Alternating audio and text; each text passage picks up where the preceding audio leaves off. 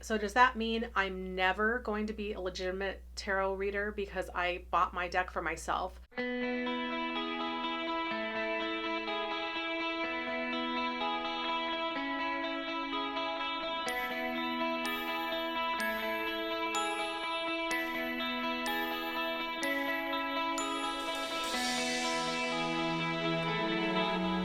Hi, it's Gwen from Hummingbird Tarot, and today I'm doing a video response to Anthony's 31 Days of Tarot.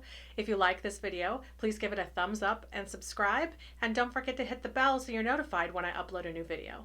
Okay, so today we're doing days 24 through 26.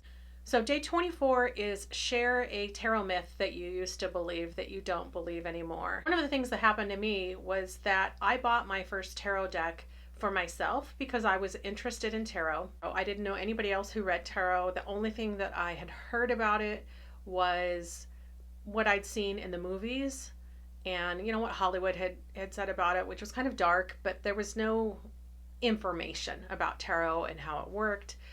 I didn't have any books. I didn't have any friends. I didn't know anybody who read tarot. So I bought my first deck for myself, and then I started looking into books about it, and I started playing with it, and then I heard a couple years in that your first tarot deck was supposed to be gifted to you. And I worried about that for years because I had already bought myself my own tarot deck. That myth haunted me for a while, and then I just decided, okay, so does that mean I'm never going to be a legitimate tarot reader because I bought my deck for myself rather than be gifted my deck? And then I started noticing all these other, quote, rules about tarot.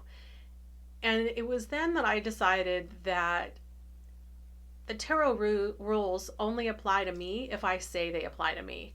And the rules that I don't like or that don't interest me or are ways that I don't want to use the tarot, I'm not going to do it. And it doesn't matter what anybody else says.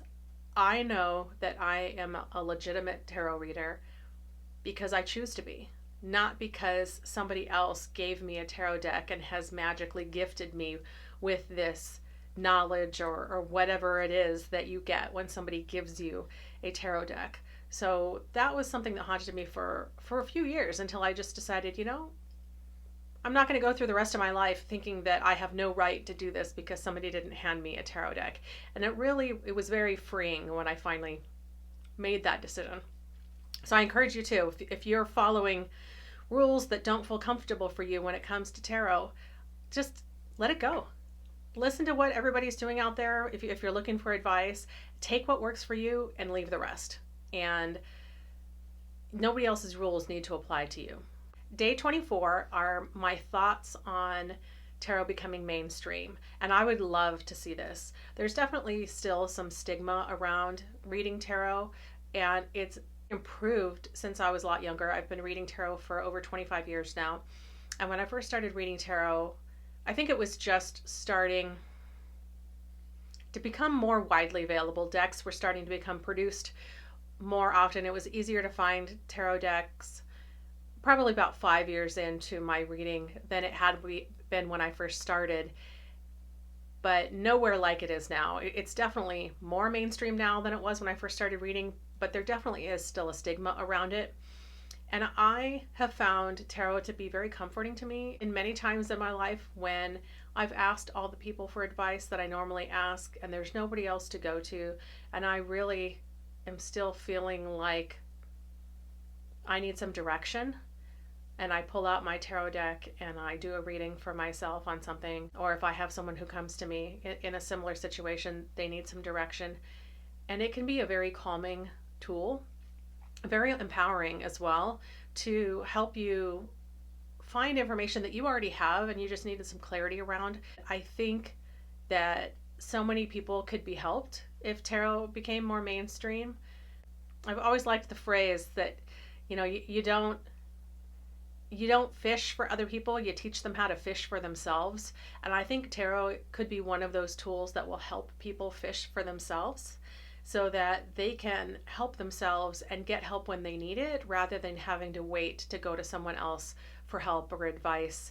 And obviously there's some questions that need professional help, professional guidance, but there's a lot that don't. There's a lot that you could get help from just by sitting down and doing a reading for yourself, that I think a lot of people could gain some definite improvements in their life if they had another tool in their toolbox to help them in their coping skills. Tarot becoming more mainstream is one of the goals of me having a channel on YouTube, is just being another one of the voices out there, adding to the many that are out there speaking about tarot and making it more accessible and less threatening to anybody who's interested in using it. There's nothing that should prevent you from using tarot if it's something that you're interested in. And I'd like it to be easy for people to be able to find something that can help them. Item number 26 is asking about your first professional tarot reading experience. And I'm going to talk about the first time that I saw somebody and I got a professional tarot reading for myself. And it was actually at a party, and there was somebody there at the party that was doing readings, and it was terrible. It was somebody that was fairly new to tarot, and they had no idea what they were doing. And we kind of wrote our names on a list, and when it got down to our name, they'd call our name, and we were just hanging out. There was alcohol at the party, which I'm sure that didn't help the readings improve at all, but she was terrible. She didn't really know what she was doing. She's very awkward, and I could tell that she was brand new. And what I learned from that is that I never would have known if she hadn't acted awkward and shown a great lack of confidence. And those were the reasons that it seemed that it was so bad, was just because she was so scared doing the readings, and she was terrified, and it showed. So it really helped me. It helped me become more confident that how you present yourself is as much and tells as much about how well you're going to do. Even if you're scared, if you come off as confident, that really can totally change the energy of a reading. So yeah, it was pretty bad. So if you guys have any readings that you want to share down in the notes, that'd be great. Your thoughts on tarot becoming mainstream, I'd love to hear those as well. If you have any tarot myths that you used to believe that you don't anymore, or tarot myths that you want to ask about, put it in the notes. I look forward to hearing from you. I love it when you guys comment and ask me questions or contribute information as well. Thanks for stopping by, and I'll see you on the next time around.